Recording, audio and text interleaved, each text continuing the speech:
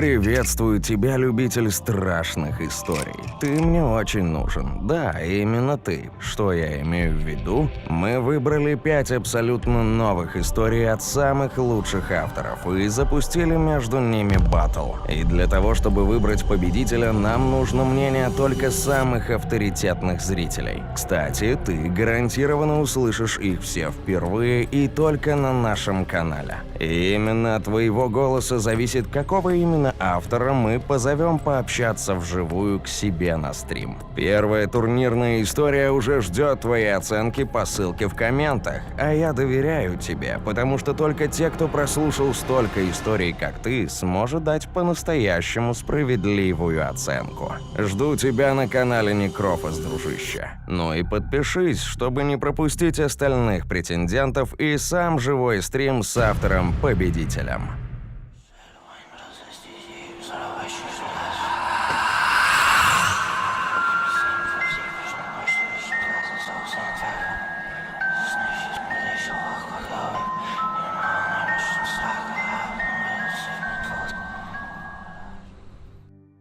На часах было около 14:30, и я уже почти закончил сбор заказов и развозку товара по своим точкам, когда меня набрал мой сменщик Володя.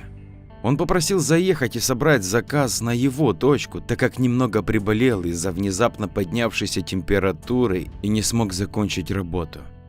Он слезно меня просил: «Ну, Колянчик, мы же с тобой кенты, и я тебя в следующий раз так же выручу, земля же круглая». У нас с Володей были дружеские отношения, и я согласился. Вся сложность этого момента была в том, что я слабо знал местность, в которой находится его точка. Я начал вспоминать, как Вовка мне рассказывал, что это село находится в глуши и дорога проходит через ряд глухих хуторов. Минут через 10 я набрал его снова, но его номер уже не отвечал. От всех этих событий и мыслей я немного расстроился и про себя сказал: «Блин, я же собирался сегодня побыстрее закончить работу и пораньше вернуться на базу, так как обещал своей девушке встречу». Вот так всегда. Как только что-либо запланируешь, всегда найдется тот, кто все испортит. Возмущался про себя я. При этом я вырулил на трассу, которая вела в нужном направлении.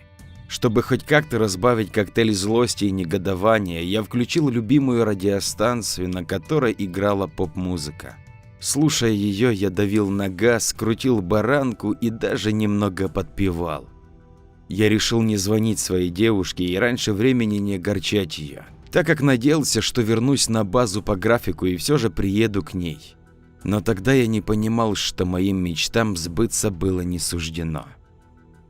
Так как на дворе был конец ноября, то температура на улице опускалась до -5. И я понимал, что ехать в такую даль нужно только с полным баком.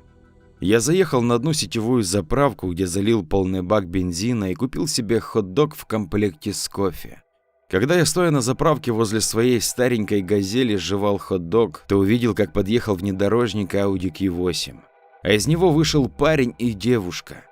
Парень был где-то лет 28-30, то есть мой ровесник, а девушке было около 20.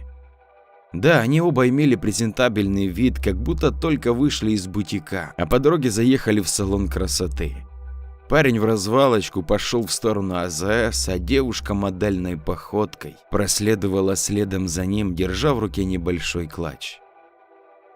Сука, вот откуда эти люди?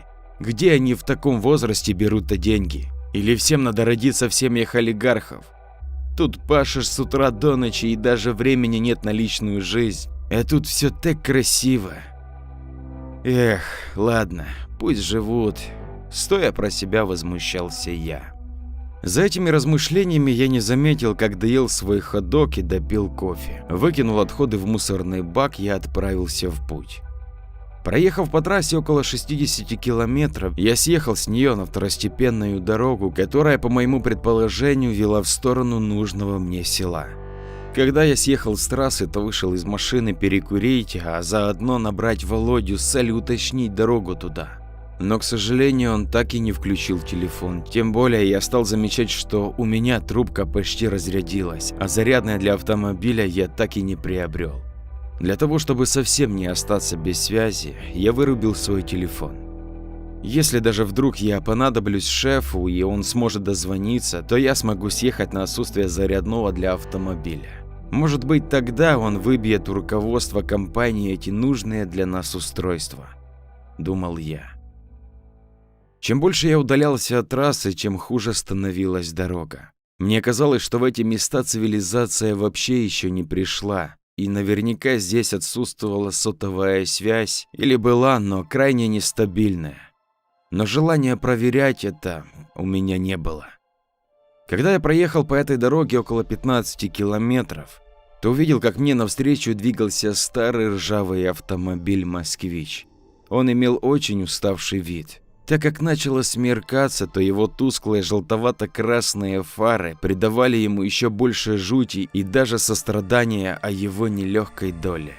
Я поморгал ему дальним светом с целью его остановки, для того, чтобы узнать у водителя дорогу до нужного мне села.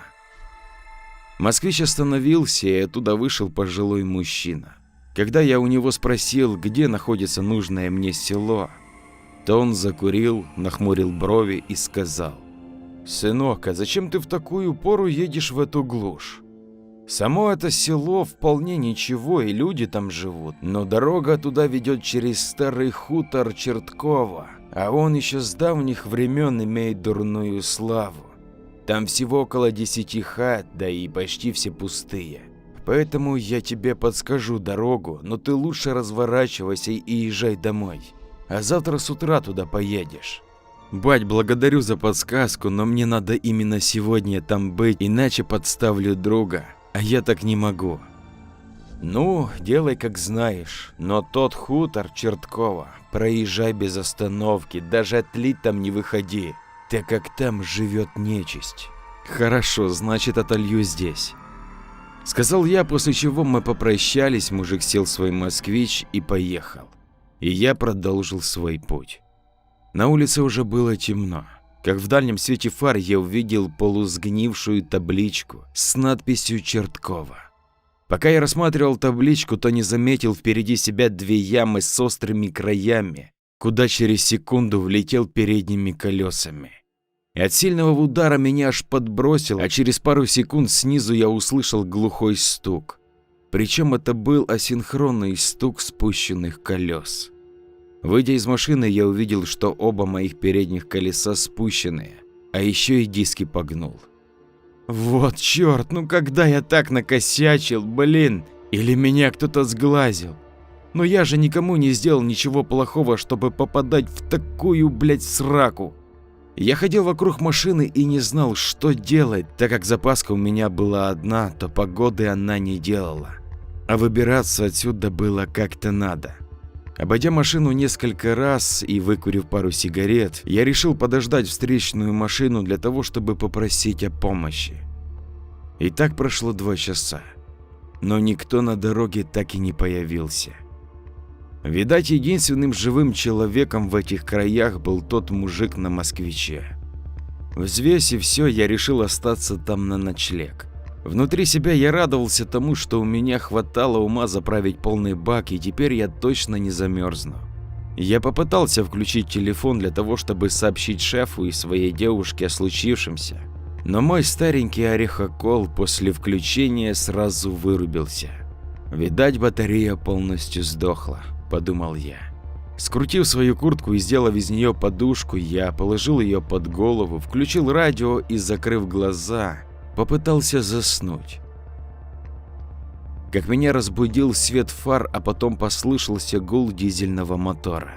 Через пару минут к моей «Газели» подъехал старенький трактор Т-40, из него вышел мужик лет 60.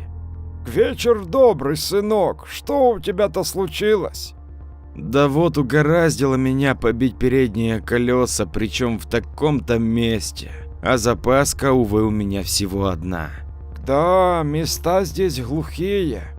Ну что, давай я тебя сейчас отбуксирую к нам на хутор, а там и заночуешь. Утро вечера мудренее. Завтра что-нибудь придумаем и отремонтируем твои колеса».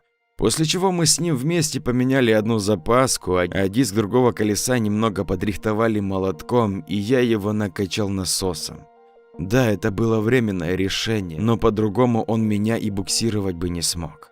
Потом мужик достал железный трос, один конец которого прицепил к буксировочной петле моей машины, а второй за свой трактор и начал меня тянуть. Пока мы ехали, в моей голове мелькнула мысль о том, что он делает в такое время на тракторе на этой дороге. Ведь уборка урожая давно прошла, а до посевной еще долгих 4 месяца. Да и трос у него оказался подходящий. Странно это все.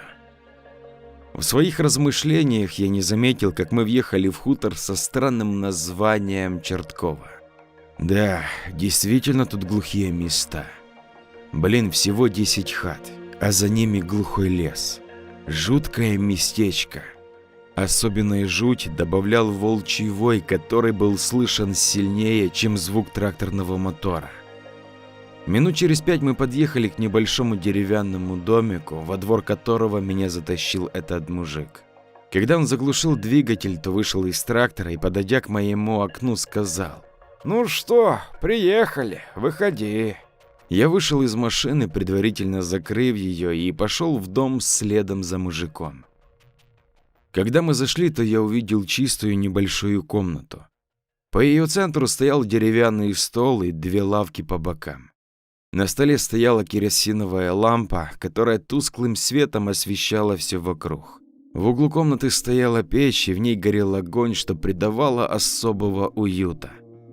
Также в этой комнате была дверь, которая вела в другую комнату, где располагалась спальная комната. Зайдя в дом, я присел на лавку и сказал: «Хороший у вас домик. А что с электричеством? Вроде бы на улице видел провода, а где же свет?» Сынок, у нас до недавнего времени был свет, но около месяца сгорел входной трансформатор, а заменить его нечем и некому. Поэтому и сидим без света. Да и хутор-то маленький. Кроме нашего дома тут жило еще один, и все. Поэтому такие дела. Вы сказали нашего, а кто с вами-то живет? Я вижу, что на входной вешалке много вещей, поэтому и интересуюсь. Настороженно сказал я. Ты если что, извини меня за неудобство или еще за что-либо. Я сейчас нагрею нам горячего борща, так как ты наверняка голоден, а под это все дело налью тебе хорошей самогоночки. Такой самогоночки, как у нас, ты нигде не отведаешь. Спасибо, но вы опять сказали слово «нас». А значит, вы не один? Кто с вами живет? Извини меня, пожалуйста. Вот, садись, давай кушать. После чего он поставил на стол 2 тарелки с борщом и блюдце с салом. А потом налил нам 2 рюмахи самогону, и мы начали есть. Странный мужик. Чего он все время извиняется и не говорит, с кем живет? Про себя думал я. Тем временем этот дядька активно подливал мне самогон, и я начал чувствовать, что пьянею. А через некоторое время я ощутил, что мои ноги отнялись, и я еле удерживаю равновесие. Я еще раз поинтересовался у него, с кем он живет, на что он ответил: Внучек, ты извини меня за все, может, чем обидел тебя. Да, в былые годы наш колхоз давал рекордные показатели урожая. Чего только у нас здесь не было: и поля, и своя маслобойня, и скотоводческая ферма. Ой, жили и не тужили. Да и молодежь оставалась жить в селе, никуда не уезжала. А сейчас никого не осталось, только вот наша хата и еще одна хата. Несмотря на то, что я был изрядно пьян, голова у меня соображала хорошо. И я решил изменить тактику и поинтересоваться за ту вторую хату. На что мужик резко изменился в лице. Было видно, что он насторожился или испугался, а потом дрожащим голосом ответил: Коич, сынок, та хата нехорошая. Я не хочу говорить о ней. Ты лучше выпей еще рюмашку, да иди спать. И не обижайся на меня, пожалуйста. Странный тип. Может, он больной на голову? Про себя подумал я. После чего махнул еще одну рюмку и закусил добротным ломтем сала и сказал: Ладно, батя, я вижу, ты что-то таишь, но решил, что не буду лезть тебе в душу. Поэтому давай, наверное, спать. Иди покажи, где мне прилечь, а то я все-таки в гостях. Мы встали со стола, а потом мужик меня повел в другую комнату, в углах которой стояло 2 пружинные кровати, на которых была постель. Несмотря на то, что внутри было темно, при входе я быстро окинул комнату взглядом. Было видно, что он живет или жил не один. Но что-то он от меня скрывает. Да и ладно, если не хочет, то пусть не говорит. Главное, что он меня по-человеческому принял, ведь кровать гораздо удобнее кабины моей «Газели», про себя думал я. Я прилег на кровать и быстро заснул. Я не знаю, это был сон или явь, но вдруг я открыл глаза и увидел посредине комнаты ярко-красный столб. Вся комната была озарена его светом. Потом этот свет трансформировался в человеческий силуэт. Это был молодой мужчина, мой ровесник. Он стоял, при этом расставив руки от себя, на запястьях которых были узлы крепких веревок, а вместе сгибов локтевых суставов было видно, что его вены сильно исколоты, как будто каждый день ему там вставляли кровяной катетер. Этот парень повернулся к мужику и тяжелым страдальческим голосом сказал: «Пап, у нас осталось мало времени. Где Сороковый? Она его ждет. Если ты его не найдешь, то нам крышка. Всем нам крышка. Прошу тебя, найди Сорокового». После чего он исчез. Я привстал с кровати и сел, а потом протер глаза и обратился к мужику. «Эй, что это было? Кто это?» На что мужик ничего не ответил, а лишь громко храпел или делал вид. Блин, не нравится мне все это. Поскорей бы утро. Про себя сказал я и отодвинул шторку от окна.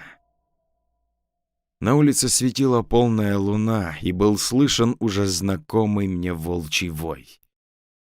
Ох, блин, и местечко, точно шо Чертково. Прав был тот дед на москвиче, что не надо сюда заезжать. Ну что ж делать, я уже попался. Главное ночь пережить, а там поутру я обязательно что-нибудь придумаю. Мысленно рассуждал я, при этом ощущал, как плавно погружаюсь в глубокий сон. Проснулся я от того, что меня кто-то душит, и я начал задыхаться. Открыв глаза, я увидел, что надо мной стоит тот ранее приветливый мужик, и его руки сжаты на моей шее.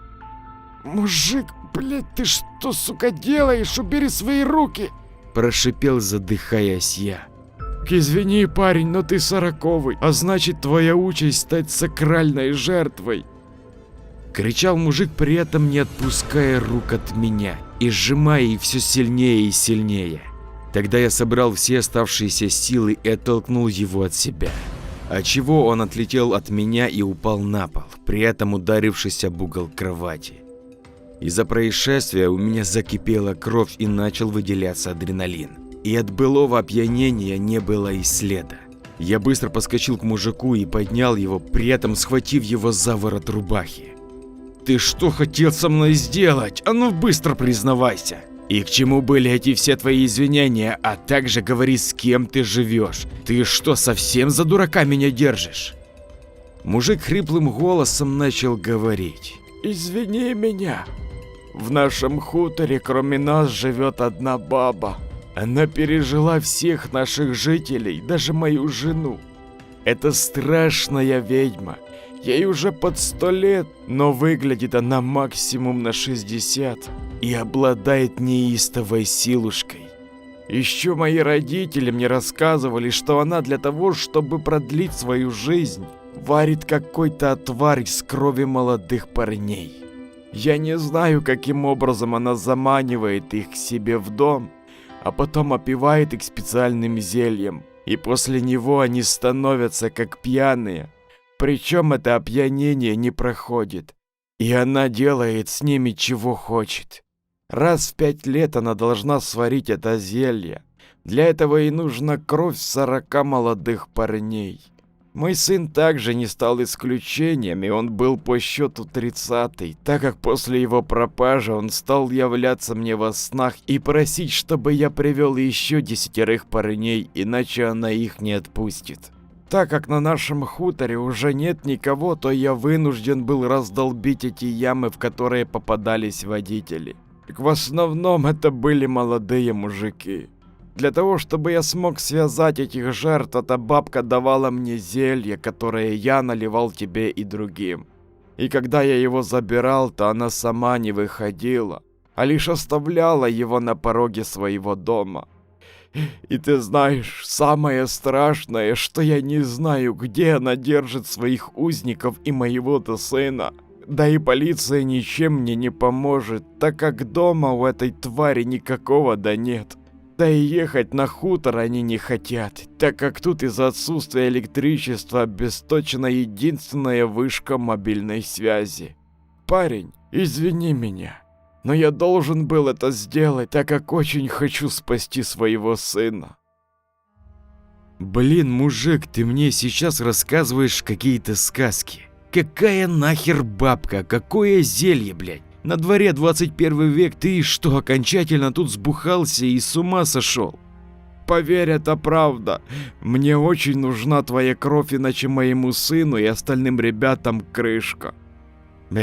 Ё-моё, где эта бабка живет? Там, на краю села, ее хата сразу перед лесом, а придомовой участок вообще уходит в лес. Хорошо.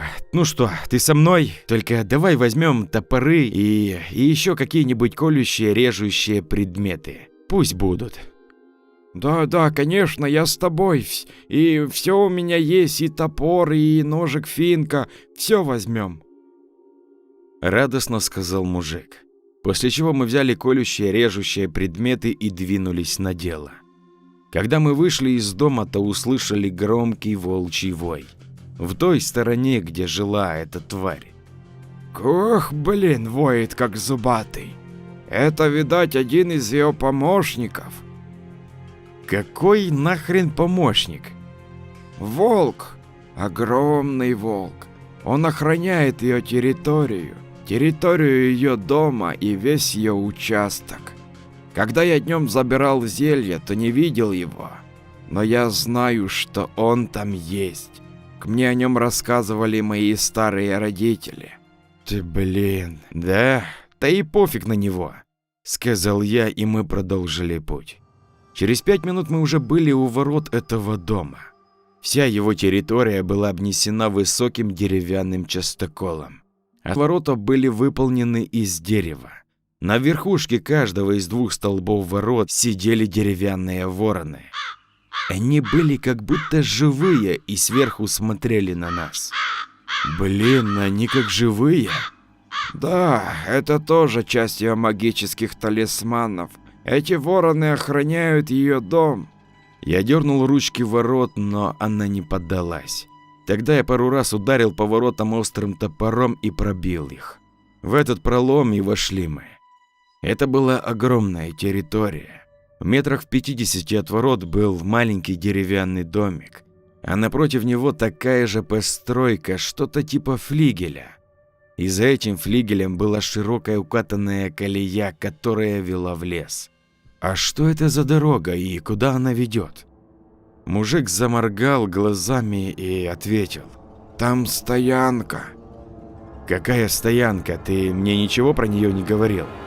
Ну, туда я оттаскивал машины этих ребят. Так, а теперь поподробнее. Если ты сейчас мне все не расскажешь, то я тупо сейчас разворачиваюсь и уезжаю домой. А ты сам разбирайся с этой ведьмой. Ну, я все тебе рассказал. Я просто оттаскивал эти машины в лес, на эту стоянку, для того, чтобы никто их не нашел, так как в этот двор никто никогда не заходил. Так ты, выходит, ее подельник? Не, сынок, ты что, я только выполнял ее указания. Я хотел спасти своего сына. И по его глазам было видно, что он не врет. Хотя после услышанного полностью ему уже доверять было нельзя. Хорошо, погнали в ее дом, сказал я, и мы быстрым шагом пошли к дому. На наш стук, естественно, никто не открыл, тогда мы выломали дверь и зашли внутрь. Я мог бы долго описывать то, что мы увидели там, но для этого не хватит и целой книги. Поэтому скажу, что там было настоящее ведьмино логово. Внутри было темно, и мы светили фонарями. Все комнаты были заставлены различными баночками, зельями, а в главной комнате был огромный стол. Вся его поверхность была покрыта засохшими пятнами крови, а также на нем было нечто вроде жертвенника.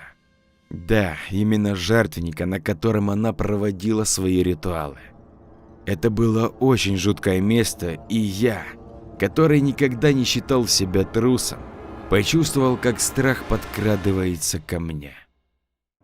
После того, как мы посмотрели все комнаты и убедились, что в доме никого нет, мы отправились в лес в сторону стоянки, так как мужик сказал, что там он видел что-то наподобие погреба, но сам никогда не решался туда зайти.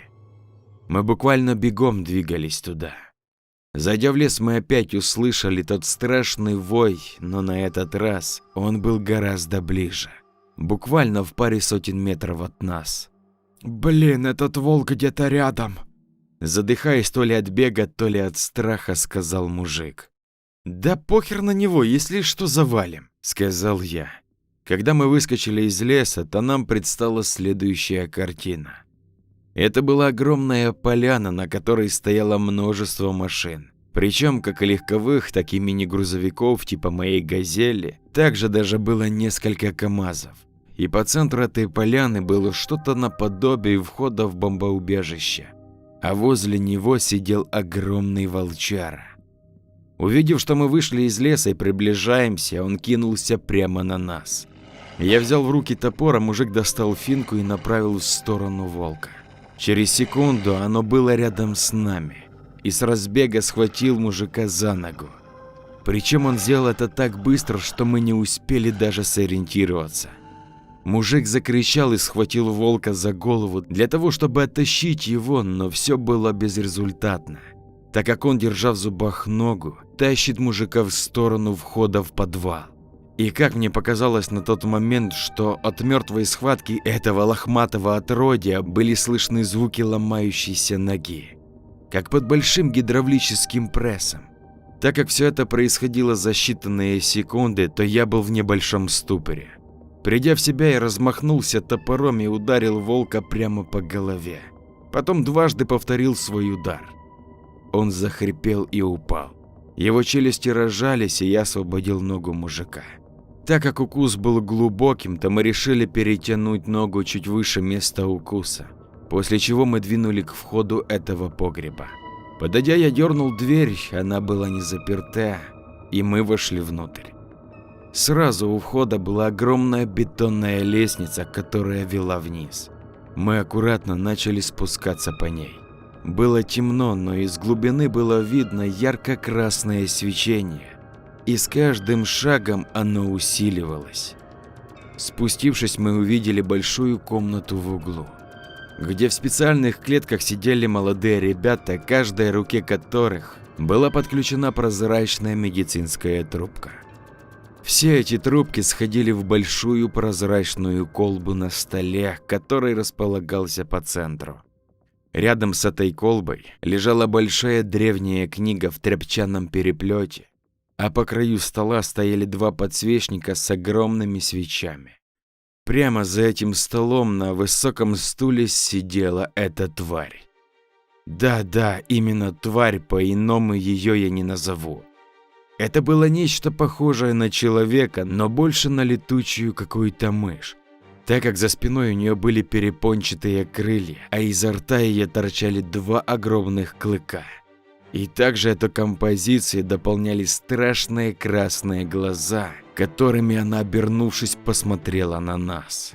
А вот и 40-й. Сам сюда пришел? А ты, старик, тоже пойдешь в ход.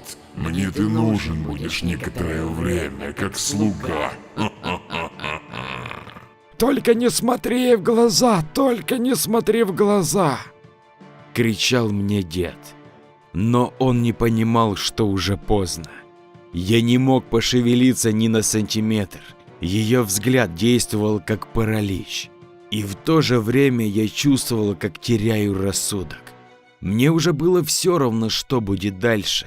Я погружался в ее взгляде все больше и больше. Но в тот же миг я понимал, то ли она приближается ко мне, то ли я к ней. Еще мгновенье, и я полностью утону в этой бездне красного адского свечения. Боль. Сильная боль. Я чувствовал ее, и я понимал, что еще жив. Пронизывающий, ноющий импульс боли доносился с предплечья. Казалось, что эта тварь схватила меня и хотела оттащить в последнюю свободную клетку, но мужик не растерялся и что есть силы ударил ножом прямо ей в спину. Со страшным визгом она отпустила меня и упала рядом. Теперь я понимал весь смысл выражения «ежик в тумане». Именно так я себя чувствовал. В глазах еще рябело от ее взгляда, боль усиливалась все больше и больше. Стоя на коленях, я чувствовал рядом ее дыхание, но смотреть в ее хоть уже гаснущие глаза я не осмелился. С очень большим усилием, через боль, я сумел дотянуть свою руку к рядом лежащему топору, но поднять сил не было. «Давай я, сынок», – произнес дед. Через секунду я услышал звук режущего воздуха от топора и легкие брызги на моем лице. Я был полностью дезориентирован, но я понимал, что мужик помчался к клетке сына и открыл ее. «Сынок, сыночек, это я, миленький, я пришел за тобой, сынулька, крепись, крепись, этот ужас уже закончился». В ответ я слышал только мычание. Пришел в себя я уже на улице. Как оказалось, пока я был ежиком в тумане, батя вытащил наружу уже половину пацанов. Некоторые из них выглядели так, как на картинках, которые я видел в интернете времен Голодомора. Вот только это было в разы страшнее. Скелет, как у нас стоял в биологическом классе, только обтянут кожей. Одной рукой он держал штаны, которые на нем еле держались, а другая рука потянулась ко мне. И очень тихий голос мне говорил: «Вставай, нам нужна твоя помощь». Я не знаю, что в тот миг произошло, но скорее всего очередной выброс адреналина, после которого я подорвался с земли и умчался как ошпаренный в подвал на помощь бате. С неба в лес начали пробиваться первые лучики солнца, которые то и дело резали густой дым, стелившийся по лесу от горящего логова этой твари. К моему сожалению, не все ребята смогли дотянуть до этого судного дня. Когда молодой амбициозный парень без Audi Q8 смог предотвратить это безумство, которое останется только в памяти наших одурманенных зельем и чарами головах. Ну что ж, вот и подошла к концу очередная история, на которую было потрачено вагон времени. Надеюсь на вашу поддержку в виде подписки и комментария. Ну а если еще и поделитесь со своим другом, то цены вам нет. Для вас это 20 секунд потраченного времени, а для канала это как-никак продвижение. Кто же, как не вы? Всем хорошего настроения и до скорых историй. С любовью и уважением, ваш Андрей.